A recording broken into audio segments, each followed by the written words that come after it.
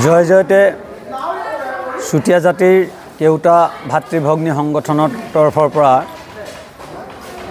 অসমীয়া নৱবৰ্ষ আৰু ৰঙালীৰ উলক যাচিছোঁ।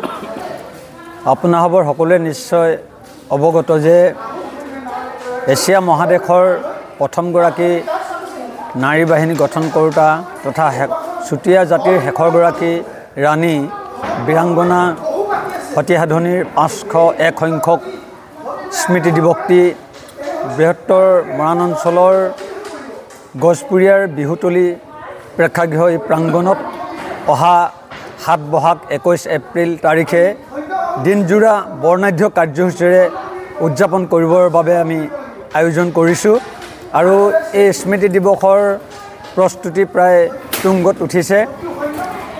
কাৰ্যসূচী অনুসৰি উক্ত দিনা পুৱাৰ ভাগত পতাকা উত্তোলন, স্মৃতি তৰ্পণ, বৃক্ষৰোপণ, দেও কুবেৰ পূজাৰ পিছতেই সাংস্কৃতিক শোভাযাত্ৰা অনুষ্ঠিত হ'ব আৰু এই সাংস্কৃতিক শোভাযাত্ৰাত অংশগ্ৰহণ কৰিবৰ বাবে ইতিমধ্যে আমাৰ আয়োজক মণ্ডলীয়ে প্ৰায় অৰ্ধ শতাধিক সাংস্কৃতিক দলৰ লগত যোগাযোগ অব্যাহত ৰাখিছে আৰু তাৰ পিছতেই দুপৰীয়া 1 বজাৰ পৰা মুকলি সভা অনুষ্ঠিত হ'ব আৰু সেই মুকলি সভাত মুখ্য অতিথি হিচাপে অংশগ্ৰহণ কৰিব অসম চৰকাৰৰ মাননীয় কেবিনেট মন্ত্ৰী বিমল বৰা ডাঙৰীয়া, কেন্দ্ৰীয় মন্ত্ৰী ভাৰত চৰকাৰৰ মাননীয় সৰ্বানন্দ সোণোৱাল ডাঙৰীয়াই বিশেষ আমন্ত্ৰিত অতিথি হিচাপে অংশগ্ৰহণ কৰিব। তদুপৰি অসম চৰকাৰৰ কেইবাগৰাকী কেবিনেট মন্ত্ৰী, সাংসদ, বিধায়ক আৰু বিভিন্ন জনপ্ৰতিনিধিয়ে অংশগ্ৰহণ কৰিব।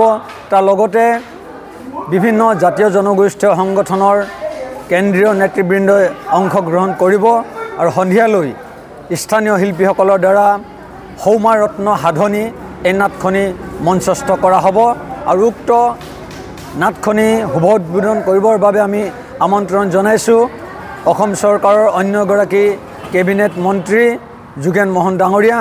গতিকে আমি উক্ত দিনজোৰা কাৰ্যসূচীৰ সমূহ কাৰ্যসূচীতে সদাশয় ৰাইজৰ উপস্থিতি আৰু সহায় সহযোগিতা আমি কামনা কৰিছোঁ আৰু ইয়াৰ লগতে আমি আৰু এটা কথা বিশেষকৈ অসম চৰকাৰ আৰু কেন্দ্ৰীয় চৰকাৰলৈ আমি বাৰ্তা প্ৰেৰণ কৰিব বিচাৰিছোঁ যে চুতীয়াসকলে চুতীয়া জাতিৰ কেউটা ভাতৃভগ্নী সংগঠনে আমি চুতীয়াসকলক জনজাতিৰ মৰ্যাদা প্ৰদানৰ বাবে দীৰ্ঘদিন ধৰি আমি সংগ্ৰাম অব্যাহত ৰাখিছোঁ। গতিকে শীঘ্ৰেই চুতীয়াসকলক জনজাতিৰ মৰ্যাদা প্ৰদান কৰিবৰ বাবে পুনৰ এই অনুষ্ঠানৰ জৰিয়তে আমি আহ্বান জনাইছোঁ। তাৰ লগতে চুতীয়াসকলক স্বায়ত্তশাসন প্ৰদান কৰিবৰ কাৰণে আমি দাবী জনাইছোঁ। গতিকে চুতীয়াসকলক জনজাতিৰ মৰ্যাদাৰ বিকল্প কোনো হ'ব নোৱাৰে। গতিকে আমি আমাৰ যি দাবী এই দাবীত আমি অটল আছোঁ আৰু চুতীয়াসকলক জনজাতিৰ মৰ্যাদা প্ৰদান নকৰা পৰ্যন্ত আমাৰ সংগ্ৰাম অব্যাহত থাকিব। আপোনালোকক জনাবলৈ পাই সুখী হৈছোঁ যে প্ৰয়াত হেমধৰ চুতীয়াৰ দেৱৰ স্মৃতিত তেখেতৰ নাতি পূৰ্ণকান্ত গগৈ ডাঙৰীয়া আৰু তেখেতৰ পৰিয়ালবৰ্গই বীৰাংগনা সতী সাধনীৰ এটি প্ৰতিমূৰ্তি ইতিমধ্যে নিৰ্মাণ কৰি উলিয়াইছে এই স্থানতে। গতিকে উক্ত দিনা উক্ত প্ৰতিমূৰ্তিভাগি উন্মোচন কৰিব আমাৰ স্থানীয় বিধায়ক তথা উদযাপন সমিতিৰ সভাপতি চক্ৰধৰ গগৈ ডাঙৰীয়াই। অসম চৰকাৰৰ সাংস্কৃতিক সঞ্চালকৰ উদ্যোগত চুতীয়া জনগোষ্ঠীৰ কেউটা সংগঠন তথা সদৌ চুতীয়া জাতি সন্মিলন অসম, সদৌ চুতীয়া জাতি মহিলা সন্মিলন অসম, চুতীয়া যুৱ সন্মিলন অসম, সদৌ অসম চুতীয়া ছাত্ৰ সন্থা, ডিব্ৰুগড় জিলা প্ৰশাসন আৰু বৃহত্তৰ গছপুৰীয়া ৰাজ্যৰবাসীৰ আতিথ্যত আমি এবাৰ 501 সংখ্যক কেন্দ্ৰীয় সতী সাধনী স্মৃতি দিৱস গছপুৰীয়া অঞ্চলত আমি অনুষ্ঠিত কৰিবলৈ আগবাঢ়িছোঁ। ইতিমধ্যে আমাৰ প্ৰস্তুতি ব্যাপকভাৱে আগবাঢ়িছে।